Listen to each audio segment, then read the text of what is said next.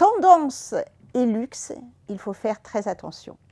Parce que si on cherche à se réinventer sans un minimum de continuité, eh bien tout cela passe très vite.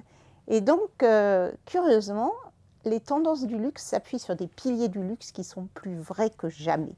Et ces 3 piliers sont le craft, la créativité et la compréhension et l'élévation de la culture ou des cultures au travers de nos maisons. Le premier, c'est ce que j'appelle le craft, c'est-à-dire le savoir-faire et une importance accrue de l'excellence dans le craft. Donc un craft exceptionnel, un savoir-faire exceptionnel est au cœur de tout ce qu'on fait, au cœur de nos produits, bien sûr, dans le luxe, au cœur des services qu'on amène aux clients, donc un savoir-faire exceptionnel, mais aussi un savoir-faire exceptionnel dans la communication, avec une attention aux détails, un choix de nos artistes qui produisent et qui inventent nos communications. Donc le craft exceptionnel plus que jamais.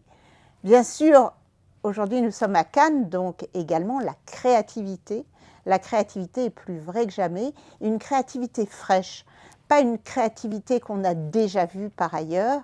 Donc savoir renouveler cette créativité tout en respectant le DNA des maisons. Et ça, c'est très important. Donc comment on réussit à étirer, à se projeter dans le lendemain tout en comprenant vraiment les fondamentaux du DNA de nos maisons. Et le troisième point, nous avons parlé donc du craft, du savoir-faire exceptionnel, de la créativité qui doit être extraordinaire, et ensuite la culture. La culture ou les cultures, parce qu'en fin de compte, vendre un produit de luxe, c'est s'inspirer ou inspirer les cultures. Ça n'est pas qu'un produit, c'est une adhésion à un point de vue.